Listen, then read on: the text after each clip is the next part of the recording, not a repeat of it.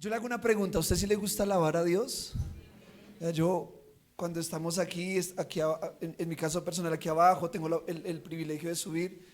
Yo quisiera pasar horas y horas cantando, adorando, alabando, porque a medida que nosotros adoramos y alabamos, es como que cada vez nos sumergimos más y más en ese río de la presencia de Dios. Y dice la palabra que en el templo de Dios, en Ezequiel, hay un río de sanidad que se desborda y trae sanidad a las naciones.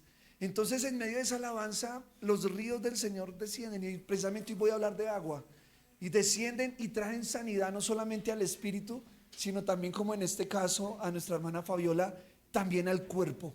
Por eso, cada vez que usted tenga la posibilidad de adorar y alabar, métase en el espíritu, adore, olvídese de la persona que está a su lado y deje que el Espíritu Santo haga lo que quiera hacer. Amén. Hoy tenemos una hermosa palabra, que es una palabra directamente dicha por nuestro Señor Jesucristo, que tiene como título Nacidos de agua y del Espíritu. Y es una frase que Jesús dijo, y hoy la vamos a procurar, guiados por el Espíritu Santo, entender, profundizar y pedirle a Dios que nos hable para que podamos ponerla en práctica.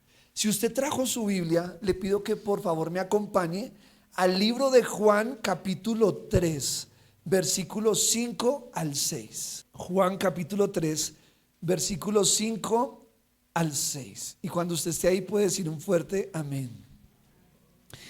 Entonces, aquí Jesús está hablando con Nicodemo. Yo sé que la mayoría, por no decir todos, hemos leído esta historia y las palabras de Jesús. Dice Juan 3 del 5 al 6, respondió Jesús, de cierto te digo, que el que no naciere de agua y del Espíritu no puede entrar en el reino de Dios. Lo que es nacido de la carne, carne es, y lo que es nacido del Espíritu, Espíritu es. Ahí donde está, dígale: Padre, háblame a través de tu palabra, dame entendimiento y revelación de tu palabra, que yo la pueda recibir en mi corazón. Espíritu Santo, habla mi vida, te lo pido en el nombre de Jesús. Amén y amén. Hay un hombre llamado Nicodemo, hubo un hombre llamado Nicodemo que por mucho tiempo le había servido a Dios. Había pasado horas en el templo, sirviendo, yendo a la iglesia, siendo un líder espiritual. Pero había algo en su vida que no encajaba, había algo que no lo lograba llenar completamente. Y él escuchó acerca de este hombre llamado Jesús, que sanaba enfermos, que hacía milagros y que tanta gente oía, escuchaba. Y él, una noche a escondidas, porque le daba miedo de que el grupo religioso del que él hacía parte lo fuera a condenar o lo fuera a desechar de la sinagoga, él visita a Jesús y habla con Jesús y le pregunta qué tenía que hacer para ser salvo. Y Jesús comienza a entablar una conversación con este hombre. Y en medio de esa conversación surge esta frase que Jesús dice: de cierto te digo que el que no naciere de agua y del Espíritu. Ahí hay dos elementos importantes que hoy vamos a detallar, y es agua y espíritu. Y le dice a Nicodemo que el que no nace en estos dos elementos no puede entrar en el reino de Dios. De pronto Nicodemo pensaba que entrar en el reino de Dios, o ser salvo en otras palabras, era la consecuencia de el simple hecho de ir a una iglesia o de servir, porque es lindo servir, pero incluso el servicio no garantiza la salvación. Es lindo venir a la iglesia, pero incluso venir a la iglesia no garantiza la salvación. Entonces Jesús le rompe un esquema religioso, estructura mental en la vida de Nicodemo, y le dice: todo lo que tú hagas es muy bonito que lo hagas, pero eso para la salvación de nada te sirve. lo que te va a hacer entrar en el reino de Dios es nacer de agua y del Espíritu. Y ahí viene la pregunta, bueno, ¿y cómo así? ¿O a qué se refiere Jesús con nacer del agua y del Espíritu? Y yo aquí quiero hacer un paréntesis antes de hablar del agua, que es el primer elemento. Muchas personas, e incluso quizá algunos de nosotros, piensan que ser salvo es ser salvo por el simple hecho de ser un humano hecho a la imagen y semejanza de Dios. Entonces muere cualquier persona sin importar la vida que tuvo, y muchos creen que están en el cielo. Dicen, algún día voy a ver a mi familiar porque está en el cielo, y la gente se hace una idea de que la salvación es porque sí, porque porque es humano y ya se murió y se fue para el cielo, ¿sí? Y muchos incluso creen que aún personas habiendo sido muy malas en la tierra están allá descansando. Entonces algunos creen que están descansando, pero eso no es lo que enseña la palabra, porque Jesús no dice que todos van a entrar en el reino de Dios. Él dice que el que nace del agua y del Espíritu puede entrar en el reino de Dios. Es decir, que hay personas, yo diría que la mayoría, que no han nacido del agua y no han nacido del Espíritu. Entonces nosotros no somos salvos por el simple hecho de ser creación de Dios. Nosotros somos salvos por el hecho de ser llamados hijos de Dios. Amén. Y ya les voy a explicar eso. Entonces, lo primero que vamos a ver aquí, y yo quiero que repita conmigo, diga, la necesidad de un nuevo nacimiento. En el versículo 3 de Juan 3, o sea, un versículo atrás, dice: respondió Jesús y le dijo, de cierto te digo, que el que no naciere de nuevo no puede ver el reino de Dios. Cuando Jesús dice de cierto te digo, es, oiga, preste atención a lo que voy a decir, porque lo que voy a decir es seguro, y quiero que prestes atención, porque lo que te digo te lo aseguro, y te lo aseguro 2 veces, de cierto te digo. O sea, no hay manera de que esto no sea verdad. Eso es una verdad. Es como si usted le dijera a su hijo, de cierto te digo que no sales. O sea, le aseguro, no va, se puede acabar el mundo y usted no sale. ¿Sí me explico? Porque es una verdad, es un hecho. Jesús está diciendo, les digo a todos ustedes, y se los repito, se los aseguro, que el que no naciere de nuevo no puede ver el reino de Dios. Entonces a Nicodemo le surge una pregunta, y muy válida. Nicodemo le dice, ¿cómo puede un hombre nacer siendo viejo? Yo ya estoy viejo, Jesús, ¿cómo puedo yo nacer de nuevo? ¿Acaso entraré por segunda vez en el vientre de mi madre y volveré a nacer? Y es una duda muy válida de parte de Nicodemo, es una duda lógica. Si alguien me dice, usted tiene que nacer de nuevo, y yo no comprendo el sentido espiritual de lo que me está diciendo, pues yo me pregunto, pero ¿cómo voy a nacer de nuevo? Entonces algunos dirán, bueno, pues será morirme y reencarnar. ¿Te refieres a eso, Jesús? No. Jesús ahí luego le responde, de agua y del Espíritu. Entonces ese nacimiento de nuevo es un nacimiento que, vuelvo y repito, viene por agua y por Espíritu. Y ese nacimiento, que ya lo voy a explicar en detalle, es lo que también Juan dijo en el versículo 1, en el capítulo 1, versículo 12, sin perder Juan 3, porque ahí vamos a estar. Juan 1:12 dice lo siguiente: mas a todos los que le recibieron, a los que creen en su nombre, les dio potestad de ser hechos hijos de Dios, los cuales no son engendrados de sangre ni de voluntad de carne. Paréntesis, no, Nicodemo, no es un nacimiento físico como el que tú estás pensando, de sangre y de carne, no, sino de la ni de voluntad de varón, sino de quién, de Dios. Es un nacimiento que viene no físico, no carnal, sino espiritual, y no provocado por un hombre y una mujer que se unen, sino directamente por Dios. Es un hecho espiritual. Entonces, nacer de nuevo en el contexto que Jesús le está diciendo a Nicodemo y hoy nos dice a nosotros, es un contexto espiritual. Amén. Y es una acción, es un acto que sucede, es un evento que sucede por el Espíritu de Dios. Es guiado, es hecho por el Espíritu Santo. Entonces, cuando yo entiendo esto, se me quita el mito, uno, de que todos van a ser salvos, dos, de que todos son hijos de Dios. No, no todos son hijos de Dios. Todos somos creación de Dios. Amén. Todos fuimos creados por Dios. Dice que las manos de Dios nos formaron en el vientre de nuestra madre. Dice el salmista, tus manos me formaron. Todos fuimos creados por Dios.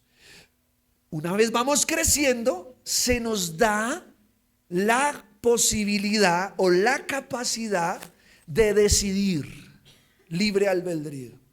Y en esa decisión, a los que le reciben, a los que creen en el nombre de Jesús, se les da un derecho legal, espiritual, que se llama hijo de Dios. Por ejemplo, hoy día mucha gente quisiera tener la ciudadanía americana y amarían tener un papel que diga que es ciudadano de Norteamérica, porque eso les daría unos derechos en ese país e incluso algunas posibilidades en el mundo. El hecho de tener una ciudadanía de ciertos países le da como que cierto estatus a la persona. Es como, por ejemplo, en la época de Jesús, el tener ciudadanía romana era un hecho, mejor dicho, todo el mundo quería llegar a eso. Pablo la tenía. Y por eso en una ocasión, cuando lo castigaron y supieron que él era ciudadano romano, los soldados se asustaron, porque pegarle a un ciudadano romano porque sí, era un delito. En el caso espiritual, una vez nosotros creemos en Jesús, una vez le entregamos nuestra vida, una vez le recibimos en nuestro corazón a Jesús como nuestro Señor y Salvador, se nos da un derecho legal que se llama hijo de Dios. Y al ser hijo de Dios es que usted y yo somos ciudadanos del reino de Dios. Y yo le hago una pregunta, ¿qué es mejor? ¿Ser ciudadano de Norteamérica o ser ciudadano del reino de los cielos? ¿Qué cree que nos da más derechos?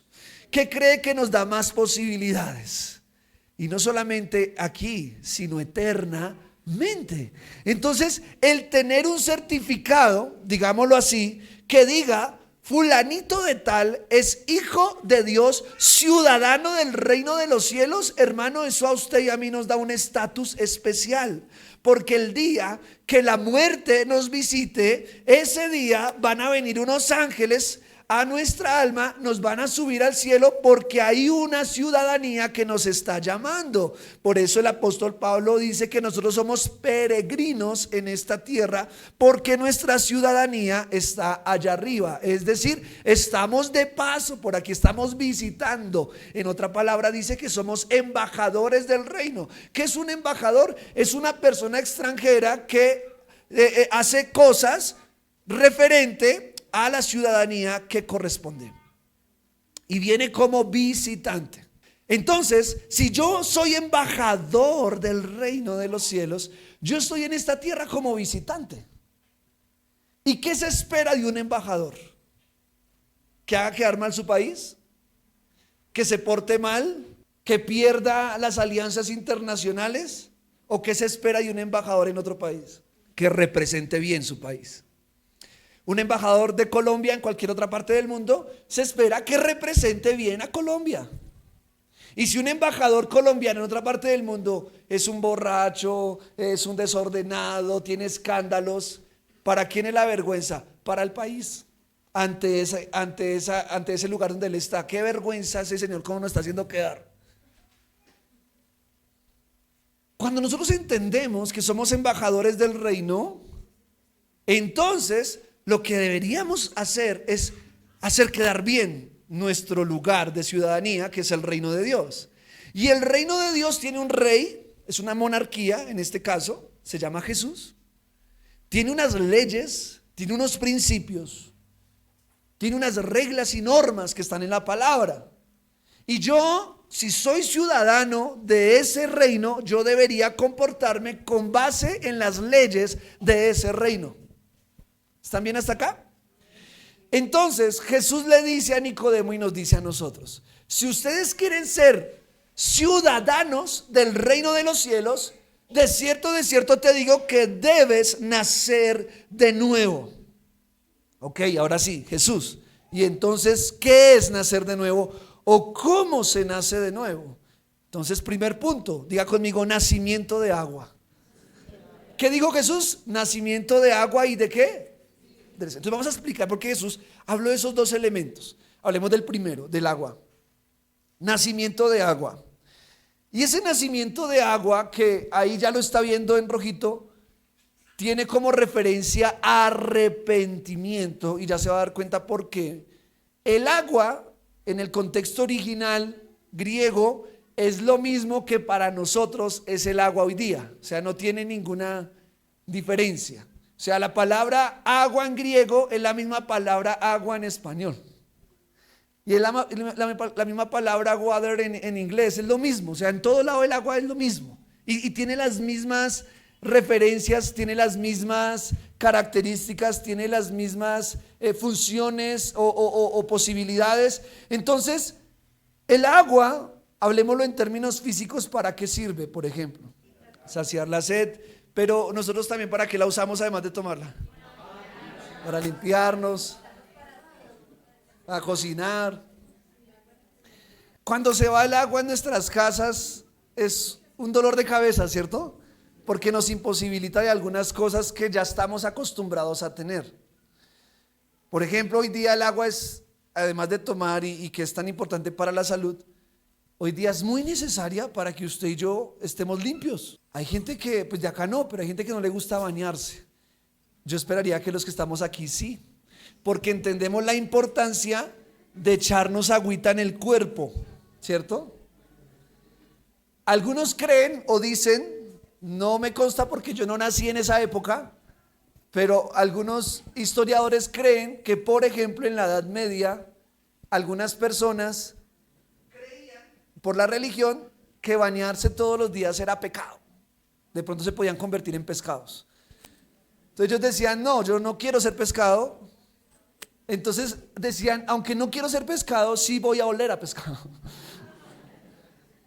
Y dicen, digo, vuelvo y repito, no me consta, no viví en esa época, pero algunos historiadores dicen que había ciertas personas que se bañaban una vez al año. Y que por esa razón, usted va a ver en las películas, las mujeres usaban ¿cómo se llama? Abanico. No porque tuvieran calor, sino para espantar los olores. Usaban falda para que el olor tuviera por donde circular. Eso es lo que dicen los historiadores. Por eso la Europa medieval era una Europa que se ve sucia, se ve incluso la peste negra fue traída por las ratas que traían cierta pulguita que picaba y etcétera, pero era porque las ratas se esparcían. Era normal convivir con ratas. Entonces, no se entendía o no se lograba el entendimiento de la importancia del agua para un lavamiento. Hoy día sí lo entendemos. Hoy día entendemos que el agua, además de servirnos para la salud, también nos sirve para la limpieza, para la purificación. Y si lo llevamos en un contexto espiritual, entendemos que el agua fue diseñada para traer limpieza a nuestra vida. Hablemoslo en un término espiritual, para traer purificación a nuestra vida. En otras palabras, se refiere a la acción de arrepentimiento y el fruto que éste produce. Entonces, cuando Jesús le dice a Nicodemo, es necesario nacer de nuevo, es necesario nacer del agua, es decir, es necesario que la persona tome la decisión de bañarse espiritualmente, que sienta el hedor espiritual que tiene, entienda que no está bien la vida que lleva, sucia, y entonces va a querer bañarse. Y esa agua espiritual, que ya ahorita vamos a ver quién es, esa agua espiritual se refiere a una limpieza producida por una decisión personal de quererme limpiar, y eso se llama arrepentimiento, porque el arrepentimiento, mi amado hermano, es la convicción de pecado. Es decir, tú ves que estás sucio espiritualmente, eres espiritualmente, tienes una contaminación espiritual, vienes a la presencia de Dios y ¿sabes qué sucede en la presencia de Dios? El hedor comienza a sentirse, no para la gente, sino para ti. Eso se llama convicción de pecado. Uno dice, uy, estoy terrible, Dios mío. Uno siente como eso, ese arrepentimiento, y ahí viene una sensación de querer pedir perdón, de querer arrepentirse, de querer decir, yo no quiero seguir viviendo así. No está bien vivir así, no está bien las decisiones que estoy tomando, no está bien las acciones que estoy haciendo, no está bien lo que hago, no está bien. Y viene esa convicción, esa convicción. Pero escúchame esto, aunque hay gente que sabe que huele mal, no se quiere bañar. Entonces una cosa es saber que huelo mal y otra cosa es bañarme. Eso porque hay una acción ahí. Hay mucha gente que viene a la iglesia o que escucha una canción cristiana o que está en su casa meditando y siente el hedor espiritual en su vida. Dice, yo no quiero seguir viviendo así. Lo siente, lo piensa, pero no toma una decisión. Entonces el que lo sabe, lo siente, lo piensa, mas no toma la decisión, eso se llama remordimiento. Remordimiento es que yo digo, ay, qué mal, pero no hago nada. Ay, yo como quisiera.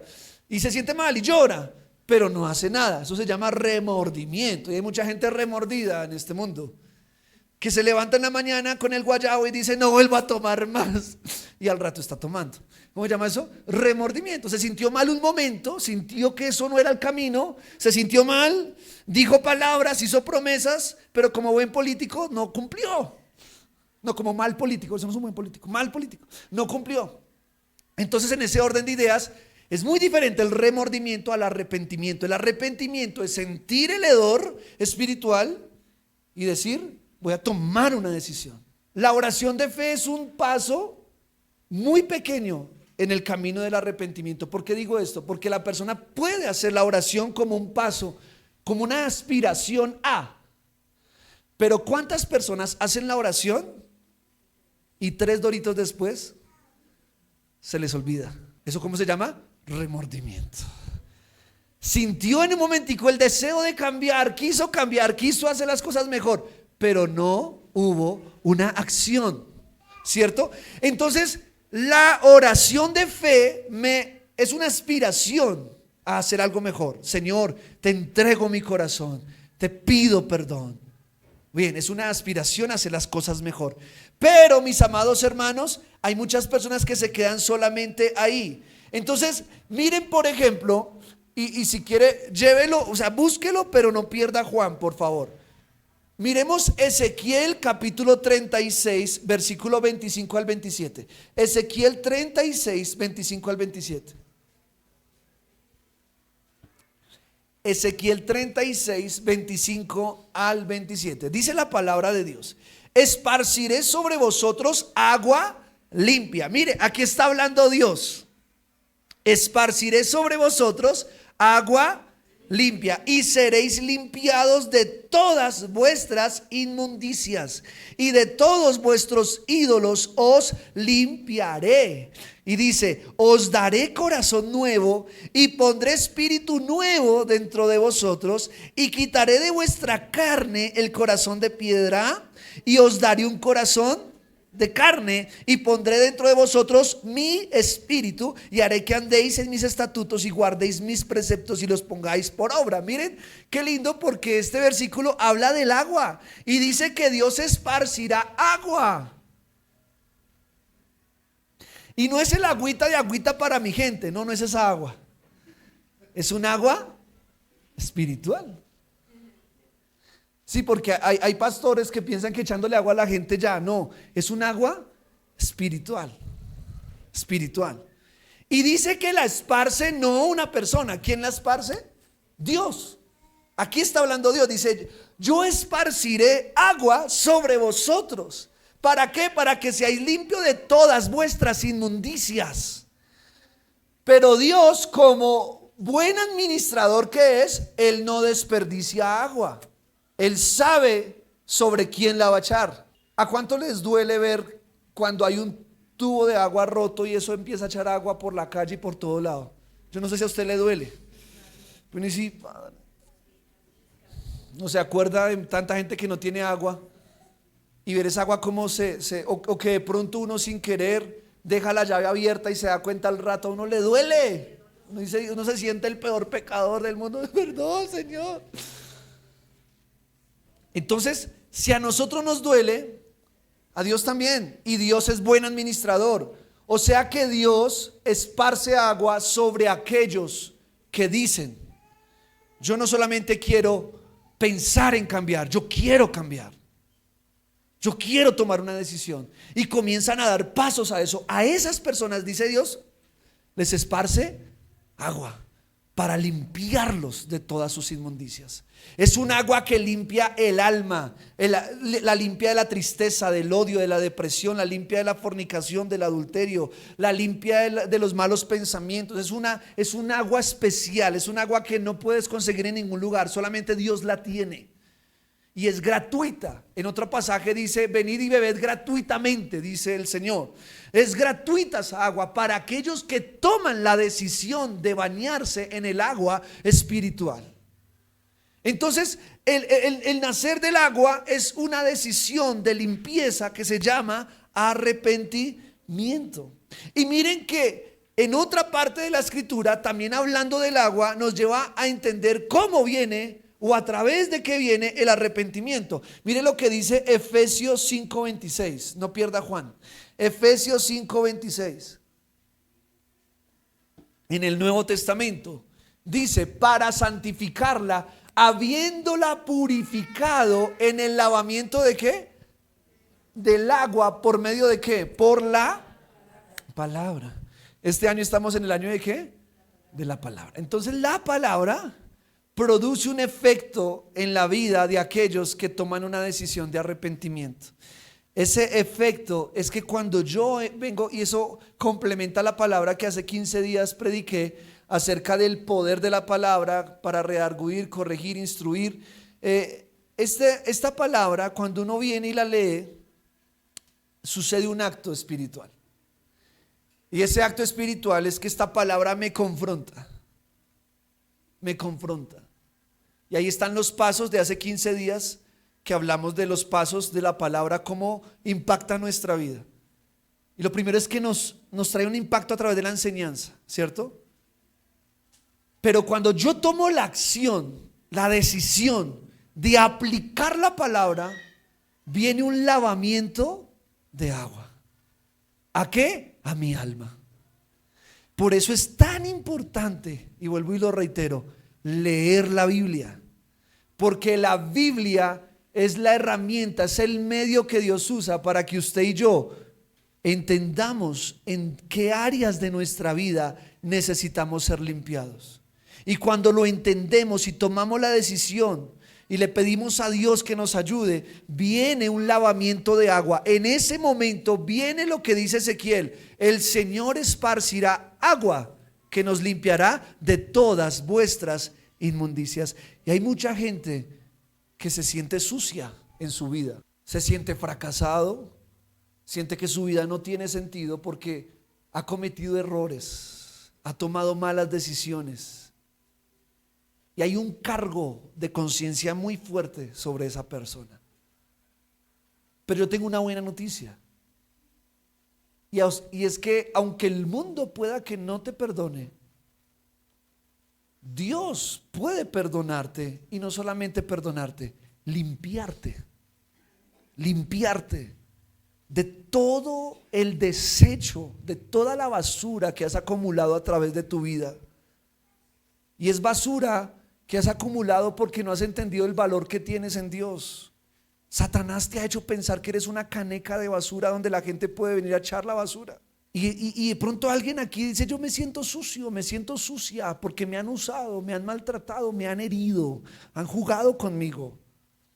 Pero yo tengo una palabra para ti. Dice el Señor: yo esparciré agua sobre ti. y te limpiaré de toda tu inmundicia. ¿Saben qué hace el agua? Se lleva el mugre, hermano. Se lo lleva ahí para abajo por ese sajón, se va, se fue, ya no existe. Por eso la palabra de Dios dice que Él tomará nuestros pecados y los echará al fondo del mar, para no acordarse más de ellos. No importa cuán sucio estés, no hay suciedad tan grande que Dios no pueda limpiar. No hay suciedad tan horrible que el agua de Dios no pueda quitar. ¿Qué necesitamos? Una decisión de arrepentimiento. De arrepentimiento. Entonces, eso es nacer del agua. Nacer a una conciencia nueva, mejor. Tomar decisiones, arrepentirme. Eso es nacer del agua. Entonces volvamos otra vez. Nicodemo, tú puedes ser un gran religioso, le decía Jesús en este contexto. Tú puedes ser un gran maestro de la ley, pero si no te has arrepentido de corazón, si no te has arrepentido de lo que haces pecando en el secreto y sigues viviendo una vida inmoral, una vida doble, sin ninguna sensación de arrepentimiento, tú no has nacido de nuevo, Nicodemo. Es necesario, Nicodemo, que te arrepientas y nazcas del agua, para que yo te pueda limpiar. Recordemos en la ocasión que la mujer samaritana estaba sacando agua del pozo. ¿Cuántos han leído esa historia? En Juan 4. Y Jesús le pide un poco de agua a esa mujer. Y esa mujer le dice: ¿cómo tú, siendo judío, me pides a mí, mujer samaritana, que te dé agua? Porque los judíos y samaritanos no se llevaban bien. Y Jesús le dijo: si supieras quién es el que te pide agua, tú le pedirías a él que te dé a beber agua, y el agua que yo te daré es un agua que saltará en ti para vida eterna, y nunca más volverás a tener sed. Y ella dijo: ¿quién eres, Señor, para que yo tome de esa agua? Muchos han dicho que vendrá el Mesías. Y dijo: yo soy el que habla contigo. Y le dice: muchos maridos has tenido y el que ahora tienes no es tu marido. Te has contaminado, estás sucia en tu alma. Te han usado, te han desechado, te han rechazado, estás sucia. Y el agua física no te puede quitar la inmundicia que sientes. Tú te puedes bañar 1000 veces, pero aún te sientes sucia. Mas el agua que yo te daré, dice el Señor, te va a limpiar para vida eterna. Y ella le dijo: yo quiero, Señor, beber de esa agua. Entonces, aquí la pregunta es: ¿realmente te has arrepentido?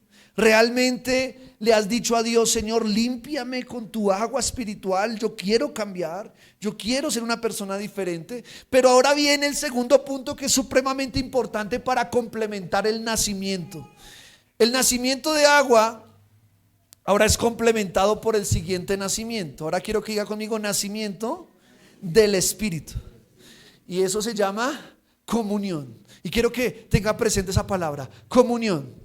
Jesús le dice: de cierto te digo que el que no naciere del agua y del Espíritu no podrá entrar en el reino de Dios. Mi amado hermano, quiero que me entienda este ejemplo que voy a dar. Supongamos que usted toda la vida trabajó y luchó y se esforzó por comprar una casa. Supongamos que logró ahorrar el dinero suficiente para comprarla. Supongamos que la compra. Supongamos que el día que la compra usted hace fiesta y llama a los vecinos de su cuadra y a sus familiares y dice: vengan a celebrar conmigo porque he comprado mi casa. Y hay fiesta y algarabía. Supongamos que tiene el dinero suficiente para contratar unos arquitectos que le hagan todas las decoraciones que usted ha querido y ha soñado. Y se las hacen. Todo lindo, todo hermoso, todo puesto en su lugar, la casa de tus sueños con un jardín. Y supongamos que la gente se da cuenta y celebra contigo, ¿verdad? Pero cuando se termina la fiesta, tú cierras la puerta de la casa y te vas a vivir en la choza. Y vives ahí, y vives por tiempo y tiempo, y luego vienes a ver esa casa que habías comprado con tanto esfuerzo y que estaba tan decorada. ¿Y cómo crees que la vas a encontrar? Abandonada, sucia. Supongamos que no se metieron. Supongamos que estás ahí quietica, abandonada. ¿Será que la va a encontrar tal cual como la primera vez? Y ahora le hago una pregunta: ¿tiene sentido que alguien compre una casa para luego abandonarla? ¿Qué le dirían sus amigos? Eso me recuerda a un amigo que tuve en bachillerato, muy inteligente, muy pilo, mucho más pilo que yo diría que todos los estudiantes de ese curso. Hacía las tareas para que yo las hiciera con él. O sea, las hacía solamente para que yo pudiera hacerlas. Y cuando llegaba el momento de presentar las tareas, él no las presentaba. Y me daba mal genio. Que no quiero presentarla, quiero perder. De verdad. Y nunca presentaba nada. Las evaluaciones, y no vayan a hacer esto, eso ya me arrepentí. Él me decía qué poner porque él sabía todo, más él no la respondía. Se sacaba 0. Tenía el conocimiento, pero no quería aprovecharlo o ponerlo en práctica. Entonces eso como que no tiene lógica, ¿cierto? Ahora le hago una pregunta. ¿Qué le diría a la gente que usted abandone su casa? La casa en la que usted tanto invirtió dinero, en la que invirtió tiempo, en la que invirtió esfuerzo, y que usted ya de repente la abandona. ¿Qué le va a decir la gente? Usted está loco. Yo como quisiera ser usted y tener esa casa. ¿Cómo se le ocurre abandonarla? Entonces, ahora aquí viene el punto. Dios limpia nuestra casa. Dios no solamente la limpia, Dios la adorna. Pero tristemente, una gran parte de la humanidad, cuando Dios la limpia y Dios la adorna, ¿sabe qué hace? Abandona la casa. La deja morir, la deja ensuciarse, la deja que se caiga. Y el ejemplo está aquí, Mateo 12 del 43 al 45. Mateo 12 del 43 al 45. Mire lo que dice. Cuando el espíritu inmundo sale del hombre, anda por lugares secos, buscando reposo, y no lo halla. Entonces dice, volveré a mi casa, de donde salí, y cuando llega, ¿cómo la halla? Desocupada, barrida y adornada. Paremos ahí un momento. Miren. No, devuélvete un momento. Cuando el espíritu inmundo sale del hombre, habla que vino un agua que se llevó todo ese mugre. Vino el agua del arrepentimiento. Se llevó el mugre, se llevó al espíritu inmundo, se llevó la inmundicia. Acuérdense de Ezequiel, os esparciré agua y os limpiaré toda la inmundicia. Espíritu inmundo, inmundicia, sinónimo. Se va. Sale el espíritu, sale el dolor, sale la inmoralidad, sale el odio, sale todo, se va. Señor lo limpia. Y miren aquí, Dios barre la casa. O sea, Dios lo saca el espíritu y luego ¿qué hace? Barre, la limpia. Y luego después de limpiarla, ¿qué hace? La adorna. Se pone bonito usted. Ya sonríe más. Ya habla diferente. Ya cambia su forma de ver la vida. Adornó. ¿Qué le pasó? No, Dios me perdonó. ¿Qué tiene que lo veo más feliz? Tengo felicidad y gozo en mi corazón. Adorno. Pero esa persona, por alguna razón, piensa que ya no necesita hacer nada más. Y entonces se va. Y cuando llega el espíritu inmundo otra vez, ¿cómo la halla? Desocupada. O sea, la persona se abandonó a sí mismo. Y ahora sí el siguiente versículo, por favor. Dice, entonces va, mire lo que hace el espíritu inmundo. Viene, mire, les voy a dar el ejemplo, el espíritu inmundo se va y comienza a extrañarlo a usted. Dice, ay, tan chévere cuando pecábamos juntos. Comienza a extrañarlo a usted. Tan chévere cuando él me hacía caso en lo que yo le decía y pecábamos y hacíamos ese pacto satánico juntos. Ese espíritu inmundo, no hablando. Cuando nos desvelábamos en la noche tomando cervezas y escuchando esa música al lado de mis otros amigos demonios. Entonces le empieza a extrañarlo. Y se volvería donde mi compadre y se devuelve. Y vuelve a la casa. Y cuando llega y dice, uy, pero ¿qué pasó acá? Tan bonito esto. Bueno, para ellos es tan feo esto, uy, qué horrible, porque ellos es todo lo contrario, ¿no? Tan feo esto, ¿cómo lo arreglaron? Qué horrible está esta casa. Pero venga, ¿por qué pude entrar? ¿Por qué pude entrar? O sea, entré, estoy mirando, estoy adentro.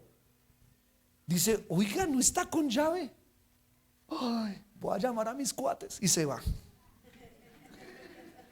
Y no llama a uno, ni llama a dos. ¿A cuántos llama?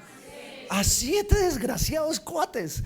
Los toma y se viene y dice: ¿se acuerdan de donde me sacaron a patadas? Sí. Imagínense que está sin llave. No digas sí.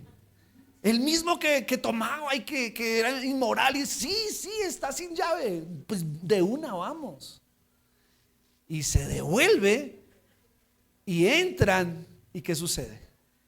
El postrer estado de aquel hombre o aquella mujer viene a ser ¿qué?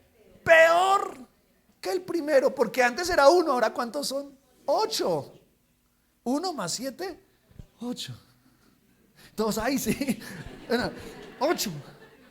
Imagínense, si uno hizo relajo y volvió a la casa nada, ahora imagínense 8. Y dice: así acontecerá esta mala generación. Entonces, este personaje nace del agua, se va a la inmundicia. Pero ¿qué le faltó? ¿Nacer de qué? Del Espíritu. ¿Y por qué del Espíritu? Porque del Espíritu es literalmente hablando de el Espíritu Santo. Entonces, preste atención a esto. La Biblia relaciona nuestro cuerpo, nuestra vida como una casa, pero también la relaciona como un templo. Entonces, preste atención. Jesús en una ocasión dijo: el que construye su casa sobre la arena, cuando vengan fuertes lluvias y vientos, ¿qué va a pasar? Casa. Pero mire que habla de casa, habla de una vida como sinónimo de casa.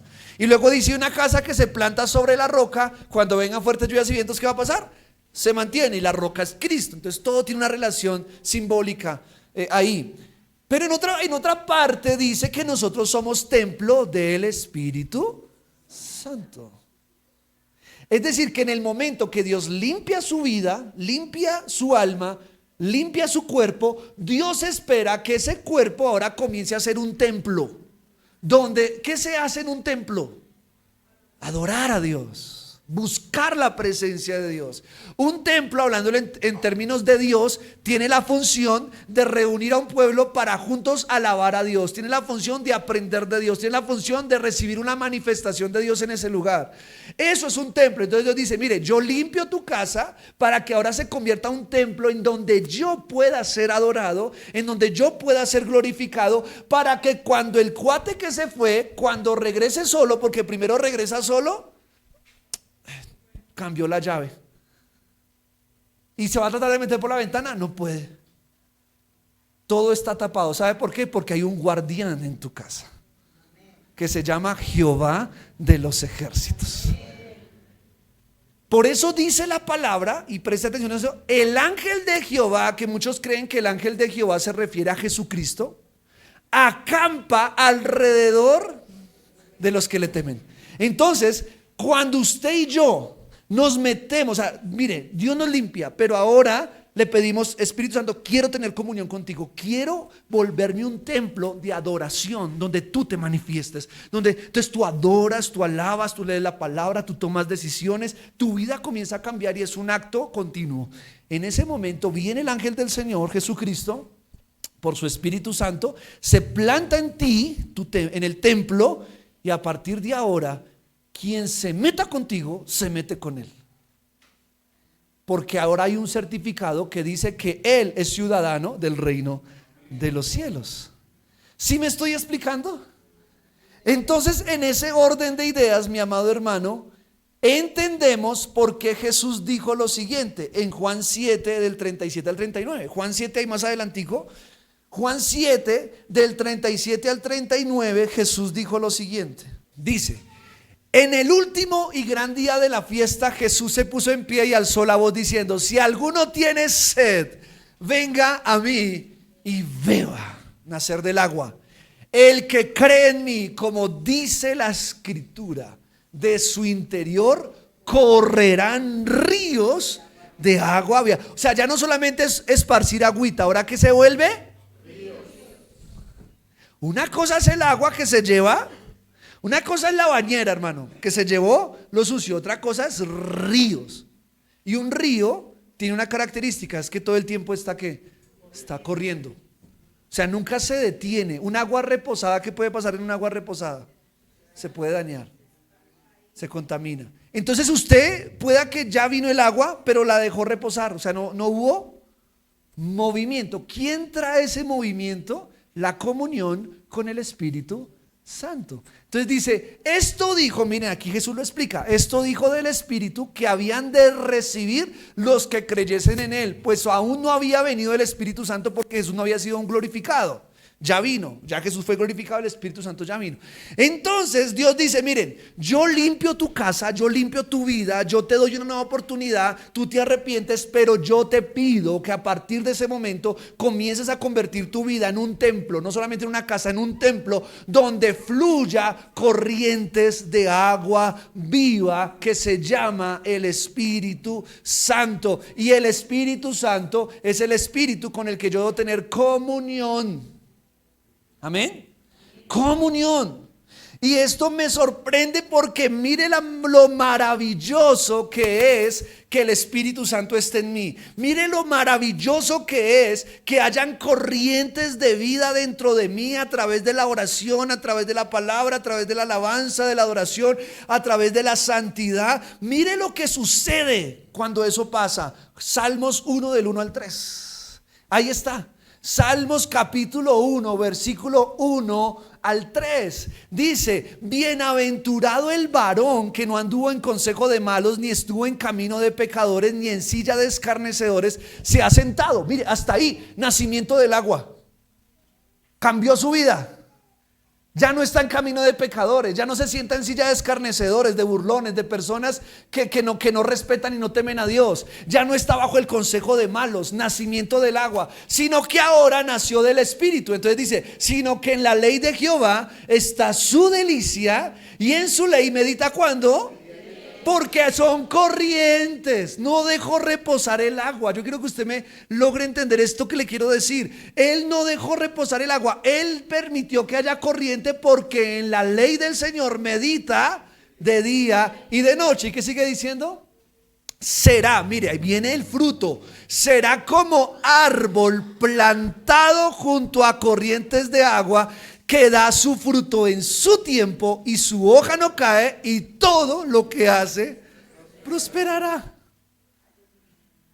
La persona plantada en las corrientes de agua es una persona que da fruto. Es una persona que todo lo que hace prospera. ¿Por qué? Porque hay circulación del agua. Y un árbol junto a corrientes de agua es un árbol que da fruto, que da fruto. Entonces nacer del Espíritu también es dar fruto. Nacer del Espíritu es mostrar un cambio de vida, no religioso. Es un cambio de vida. Tú sabes quién eras antes y tú sabes quién eres ahora. Y ahora comienzas a dar fruto, tu hoja no cae. Vienen momentos de desánimo, sí, pero no caes. No te dejas caer por eso, te levantas. Y todo lo que haces, yo le hago una pregunta, ¿vale la pena ser llamado hijo de Dios? O sea, yo quiero que usted piense en esto, hermano, no para que se vuelva orgulloso. Si usted es un árbol plantado junto a corrientes de agua viva, usted camina en la vida tranquilo. Puede entrar a cualquier lugar, pero usted está tranquilo. Porque usted es un árbol plantado junto a corrientes de agua viva. Y usted sabe que ese trabajo, ese estudio, lo que le dieron va a prosperar. Porque le fue dado a una persona que está plantada junto a corrientes de agua viva. Y eso le da seguridad. La palabra de Dios nos da seguridad en la vida. Yo personalmente camino en esta vida y trato de caminar con seguridad. Porque sé quién me llamó y sé quién está conmigo. Yo he estado en lugares donde me pueden intimidar. Y si me dejo llevar de los nervios me puedo intimidar, pero siempre recuerdo que los lugares donde he estado creo que ha sido porque Dios me ha colocado y eso me da seguridad. Y me digo a mí mismo, Brian, fue el Señor quien te puso aquí, tranquilo. Y eso me aplica en todo el aspecto de la vida. Trato de vivir con esa tranquilidad, trato de vivir con esa seguridad, porque sé quién fue el que me llamó. Y sé que si Él me llamó y Él me puso ahí, es para prosperar en todo lo que haga. En todo lo que haga. Sé que mi familia es una familia próspera porque estamos plantados junto a corrientes de agua viva. Lo sé, entonces yo sé que mi familia es y va a ser próspera. Y no hablo un término físico, hablo en todos los términos. Va a prosperar Vamos a tener problemas, sí, dificultades, sí, pero va a prosperar. ¿Por qué? Porque hay un derecho legal sobre nosotros y es que vamos a dar fruto. Amén. Por eso usted dice, mis hijos van a dar fruto, porque yo estoy plantado junto a corrientes de agua. Usted que es una mujer, un hombre de oración, un hombre de palabra, su hijo va a salir adelante, porque hay una promesa. O sea, mis hijos son del Señor. Y usted tiene esa seguridad. De pronto viene el enemigo con miedos. No, pero es que mire dónde nació, es que mire que no hay las oportunidades, que mire. Y usted, no, es que yo soy plantado junto a corrientes de agua viva y daré mi fruto al tiempo de Dios. En su tiempo vamos a dar fruto. Esa seguridad solamente viene de parte de Dios cuando somos nacidos del Espíritu. Y yo he conocido gente que tiene muchas cosas, humanamente hablando, que no dan fruto, no prosperan en las áreas de su vida. Y he visto gente que no tiene mucho, pero lo que tiene, por la gracia de Dios, prospera y se ve feliz y sale adelante y se ve una persona exitosa, porque el éxito no se mide por cuánto tú tienes, el éxito se mide por a quién tienes. Amén. Y si tú tienes a Cristo en tu corazón, en tu vida, porque naciste del agua y del Espíritu, tú eres una persona exitosa. El éxito no se trata de los bienes materiales, el éxito se trata de tener a Jesús en el corazón. Y yo por eso sé que soy próspero, por eso sé que soy exitoso, porque tengo a Jesús en mi corazón. Porque tomé la determinación de vivir para Él. Y cada área de mí y cada paso que doy digo, Señor, si es tu voluntad será, si no, no, porque yo me guío por lo que Él me diga. Y porque sé que donde Él me diga que esté, ahí voy a dar fruto. Y si yo me voy para donde Él no me dijo, ahí no voy a dar fruto. ¿Sí me estoy explicando? Entonces eso es nacer del Espíritu, dejar que dentro de mi ser fluyan ríos de agua viva a través de la comunión con el Espíritu Santo. Por eso, y ahora sí ya casi terminando, Juan 5:6, ahí donde empezamos, Juan 5:6, Jesús dijo lo siguiente, ahí seguido al primer versículo que leímos, Jesús dijo, lo que es nacido de la carne, carne es, y lo que es nacido del Espíritu, Espíritu es. O sea, aquí una pregunta, ¿cómo se distingue a un verdadero nacido de nuevo y a uno que no? ¿Cómo se distingue? Jesús dijo, el que es nacido de la carne va a ser carne toda su vida, porque no se ha arrepentido, va a seguir siendo una persona carnal en todo. Carne es, pero el que realmente nació de nuevo es del Espíritu. El que es nacido del Espíritu, Espíritu es. Y en otras palabras más claras, y lo voy a decir yo porque si no, no alcanza el tiempo, Romanos 8:14, lo va a colocar algo en su casa, léase Romanos 8. Y Romanos 8 habla de nacer del Espíritu. Todo lo que es nacer del Espíritu, usted lo encuentra en Romanos 8.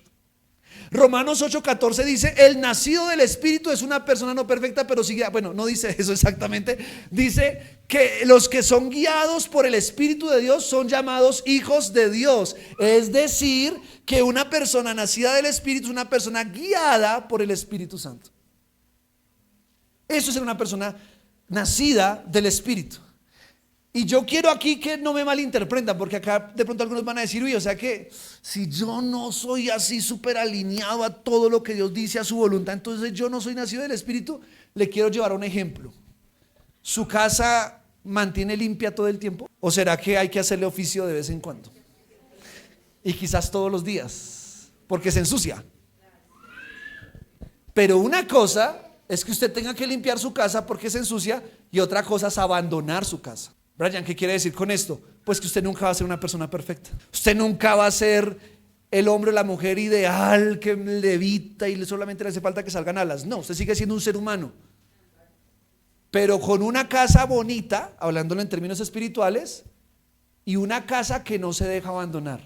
Una casa que cuando se ensucia, porque nos podemos ensuciar, hermano, el cristiano no está exento de errores, nos podemos ensuciar, pero cuando se ensucia no abandona la casa. ¿Qué hace? ¿Qué es lo que hacemos cada domingo yendo a la iglesia? Señor, límpiame de lo que esta semana cometí, límpiame de ese pensamiento, límpiame de esa acción que cometí, uy, perdóname Dios. Eso es limpiar la casa. Entonces, nacer del agua y nacer del Espíritu no es ser una persona perfecta, porque la religión te vende eso. No, tú no vas a ser una persona perfecta, vas a cometer errores, pero ahora los cometes bajo la convicción de que eres un hijo de Dios y por tanto no te vas a dejar abandonar en el pecado. Ahora tú sales adelante y si te caes te levantas, o sea, tú no te dejas abandonar. Es muy diferente. Amén. Entonces dice que un hijo del Espíritu, Romanos dice que es guiado por el Espíritu, pero también Romanos 8 del 5 al 6 para la casa, para que lo lean en la casa, dice que dice, bueno, aquí yo coloqué esta frase: su pensamiento se enfoca en las cosas del Espíritu y no en las de la carne. Romanos 8 del 5 al 6 dice que el ocuparse de la carne es muerte, pero el ocuparse del Espíritu es vida. Entonces, nacer del Espíritu es ocuparme en las cosas de Dios. ¿Y cómo nos ocupamos en las cosas de Dios? Vuelvo y reitero: a través de la comunión con el Espíritu Santo. Entonces Romanos dice que el que es nacido del Espíritu, el que es guiado por el Espíritu, es porque su pensamiento, sus acciones se enfocan en lo que agrada a Dios y no en lo que agrada a la carne. Comete errores, sí, vuelvo y repito, pero su vida constantemente está buscando agradar a Dios. Una persona que no ha nacido del Espíritu es una persona que todo el tiempo está agradando su carne. Todo el tiempo está siendo guiada por el pecado. Todo el tiempo hace lo que el espíritu inmundo le dice. Una persona espiritual es una persona que constantemente está pensando en la palabra, está escuchando música de Dios, está tratando de leer la escritura, quiere escuchar prédicas en la semana, quiere estarse alimentando. Si tú eres una de esas personas que tiene ese deseo de alimentarse de Dios, tiene esas ganas de venir a la iglesia, tiene esos deseos de cantarle, de adorarle, de orar, tú eres un nacido del Espíritu. Pero si tú no tienes ese comportamiento de vida, ni te interesa, sino que tus decisiones diarias son carnales, es porque te hace falta nacer del Espíritu. Amén. Y miren Jesús cómo le terminó de decir a Nicodemo. Juan 3:8, ya el último versículo ahí de Juan 3, dice: el viento sopla de donde quiere y oyes su sonido, mas ni sabes de dónde viene ni a dónde va. Así es todo aquel que es nacido del Espíritu. ¿Saben qué está diciendo ahí Jesús? Es una persona guiada por el Espíritu. Yo hoy estoy aquí, mañana no sé. Mis planes son unos, los planes de Dios pueden ser otros. Eso es un hijo del Espíritu. Es como el viento, no sabe ni a dónde va. O sea, usted no sabe para dónde va a soplar el viento. Si el día de mañana el viento del Espíritu sopla para otro lado y usted escucha al Espíritu, usted sopla hacia allá. Yo hoy no me imaginaba estar hoy aquí predicando, porque ya lo hemos dicho, no queríamos ser pastores, pero el viento sopló fuerte y me arrastró hasta acá, porque trato de hacerle caso al Espíritu. No nos imaginamos hacer lo que hacemos, pero el viento nos llevó. Y si el viento nos ha llevado a hacer ciertas cosas, ese mismo viento nos puede llevar a hacer quizás otras. Eso se llama ser guiado por el Espíritu. ¿Saben qué es ser alguien guiado por el Espíritu? Que todas las decisiones las pone en manos de Dios. Y esto habla de todo, incluso en las relaciones que tú comienzas. Dios, si esta relación es de tu parte, guíame. Y pueda que el viento te sople hacia la relación, o pueda que el viento te sople fuera, lejos de esa relación. Y cuando el viento sople, si tú sabes que es Dios, no pelees con Dios. Señor, si este trabajo es para mí, sopla hacia allá, sopla. Y si no es, no soples allá. Entonces sopla hacia otro lugar. Y cuando eso pase, usted va a saber que es Dios, porque Dios tiene algo muy bonito, y es que le da paz a uno. Él le da paz a uno. Yo logro reconocer la voz de Dios porque me da paz. Dice la palabra de Dios que Dios no es un Dios de confusión, sino que es un Dios de paz.